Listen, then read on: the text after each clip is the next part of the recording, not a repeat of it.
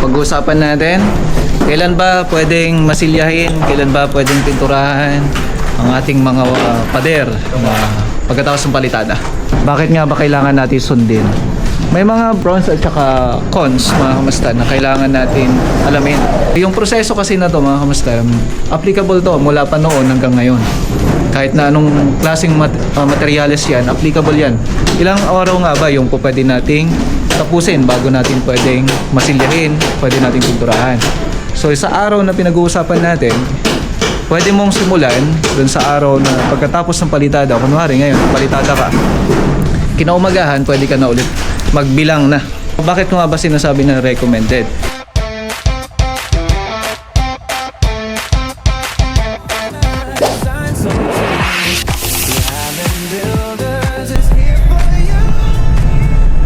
Magandang araw sa inyo lahat. Kamusta?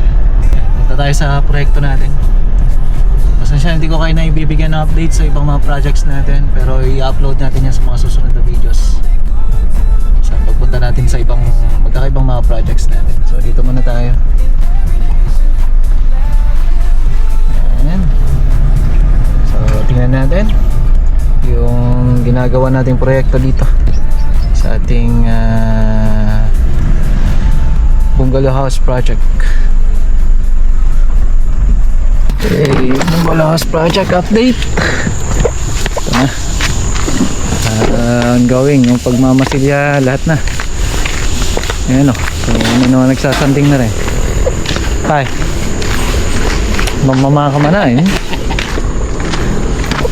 Dito yung pagbawal ko kaya paspasin mo naman dati na. Kumayag dumawat lang ka. Stay. Ba? Wow.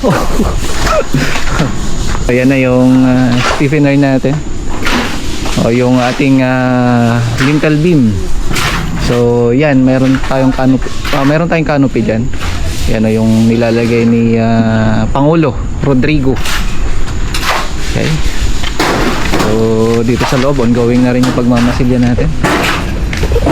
Para minsan simula na sila. Hindi pa pala. Ito pala yung spandrel natin. So magsisimula pa lang tayo sa spandrel. So ito, ongoing yung pagbubuhos natin dito sa loob. So nakapagkulay na sila dun. Pwede na mag-spandrel dyan. Bukas pwede na. Para minsanan na. So ngayon, ayan, nagbatakan na ng masilyo. Buo na. Para makita na yung taas niya. So gamit natin dyan yung mga sumipati. Mapapanood yan sa mga last na videos natin. So ngayon yung mga electrical lang naman na tinatapos lang naman yung mga yan. So nice na. Ayan. So ito binabatakan na rin. Nakapag primer na rin. Kaya natapos na yung flooring na yan. Ayan, tatapusin na rin yung flooring na ito. Tsaka yun, flooring na sila doon.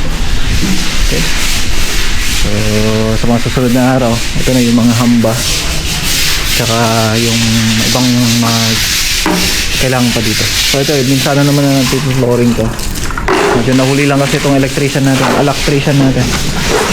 Kaya hindi nila mapagsabay-sabay. Pag-uusapan natin, kailan ba pwedeng masilyahin, kailan ba pwedeng pinturahan ang ating mga pader pagkatapos ng palitada.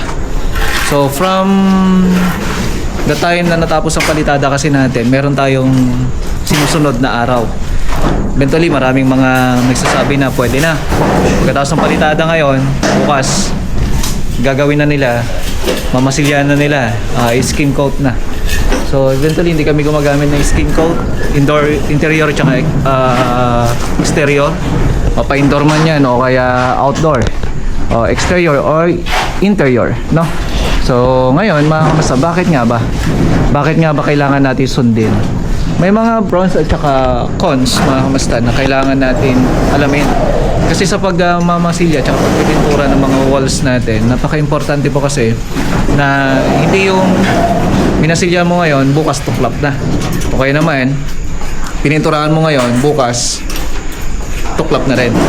So isang bagay kasi yan, syempre gumagasto ka ng materyales, gumagamit ka ng mga tao para pagtrabaho. Yung oras na gumagawa niyan, maaaring maging maulit o kaya naman madodoble trabaho, dodoble gastos ka dahil mali yung proseso mo. So yung proseso kasi na to mga kamusta, applicable to mula pa noon hanggang ngayon. Kahit na anong klaseng materyales yan, applicable yan. Kasi ang mga walls kasi natin, oras na matapos kasi mapalitadahan ho yan, ang nangyayari po kasi niyan, meron pa rin ho yung tubig at saka meron pa rin ho yung katas na meron dun sa may napalitadahan natin. O kaya naman, meron pa rin siyang lumalabas na moisture na nanggagaling dun sa semento. So pag pinalitadahan mo kasi yan, mapapansin mo, ba't parang akala mo nagmo-moisture? Kasi nga, bagong palitada. So, hindi po pwede yon. Ilang araw nga ba yung po pwede nating tapusin bago natin pwedeng masilyahin, pwede nating pinturahan. So, sa araw na pinag-uusapan natin, pwede mong simulan dun sa araw na pagkatapos ng palitada. Kunwari ngayon, palitada ka. Kinaumagahan, pwede ka na ulit magbilang na. From the time na natapos na yung palitada, kinaumagahan, pwede ka magsimula ng araw na po pwede mo nang simulan. Kunwari, ngayon napalitadahan, bukas pwede ka na magbilang ng araw kasi hindi po pwede na ngayon nagpalitada ka kulang yung oras mo kaya umabot ng alas 6 ng hapon hindi rin covered, no? So kumbaga magbaback to zero ka dapat, no? So dapat yan yung araw na yan susundin mo 28 days from nung natapos ka nagpalitada. 28 days up to 30 days mas the best yun. So wala nang katas yun, wala nang kumbaga mga asin-asin dun sa may semento natin. Tapos speaking of asin-asin, ayan, yan yung mga isang kinukure din natin. Meron tayong tinatawag na lason, masonry neutralizer na ginagamit din natin pang lason sa wall. Kung sakali man po na mga ilang araw na ay napalitadahan niya o yan o kaya natapos na yung 28 days o 30 days, pwede ka na maglason. Para dun sa mga interior, yan talaga nire-recommend ko. Pwede kang maglason o kaya naman gamit ka ng neutralizer. Pero bakit nga ba sinasabi na recommended?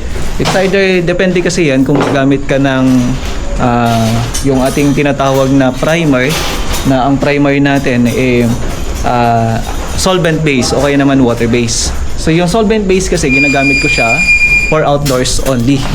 So kagaya na ito, kung ano yung exterior part na to, puro ang gamit namin dito ay solvent base na ho siya. So yung sinasabi nating solvent base ay isang uri ng primer o pintura na ang hinahalo mo ay reducer. So hindi siya water base kundi solvent base. Ngayon yung solvent base naman natin na yan, kahit na hindi ka na maglason, pwede na hong magmasilya at saka magpintura. So yun yung kagandahan niya.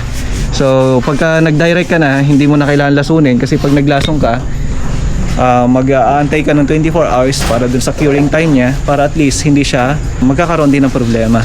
Kasi doon pa lang lalabas na yung mga puti-puti na kung saan pagka nagpahid ka kasi ng masonry neutralizer, pumuputi yan o kaya nagkakaroon ng reaction dun sa semento at saka dun sa pinahid mo. Okay? So yung solvent base natin, good for outdoors, napaka-inam nun, matibay sa matibay. Meron ding masilya yan, Acrytex cast, yung mga yon, no? So basta solvent base, kahit na anong brand po yan, Boysen, Davies, basta solvent base, the best po yan. Okay? So yun yung mga araw na pwede mo na siyang gawin, pwede mo na siyang masilyahin kagaya nito. Yan, masilya, pintura, masilya, pintura. Ganun lang, paulit-ulit lang yan hanggang matapos. Okay, so yan po yung paraan natin sa pagpipintura at pagmamasilya ng mga walls natin. So inuuna na namin to mga kumusta, para at least pagkatapos lang ng flooring natin, lahat ng flooring natin, then makakapag-ceiling na ho tayo. Kasi yung ceiling kasi natin dyan, kailangan makuha yung standard na sukat ng floorings natin para at least hindi siya kumbaga hindi pantay, kumbaga minsan kasi hindi pantay-pantay yan. So yun na yung ginagawa natin. Okay? So hopefully nakapag-share tayo ng konting idea patungkol sa pagpipintura natin. Ayos.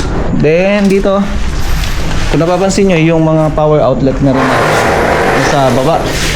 So hindi naman nababaha tong part na to, kaya ayos na ayos po yan. Kahit na sabihin natin na nakababa lahat, basta hindi po nababaha yung lugar, ayos yan. Pero kung nababaha yung lugar niyo, mas maganda, taas nyo na lang para hindi doble trabaho at saka hindi ka kinakabahan. Okay, break time pala ni Pangulo.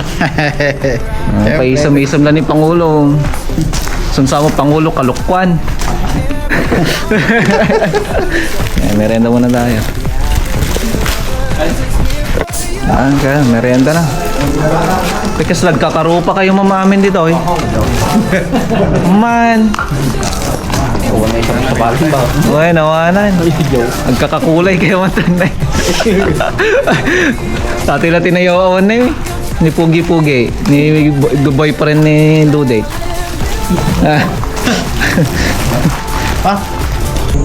So, natapos na naman isang araw. Salamat sa pagsubaybay nyo.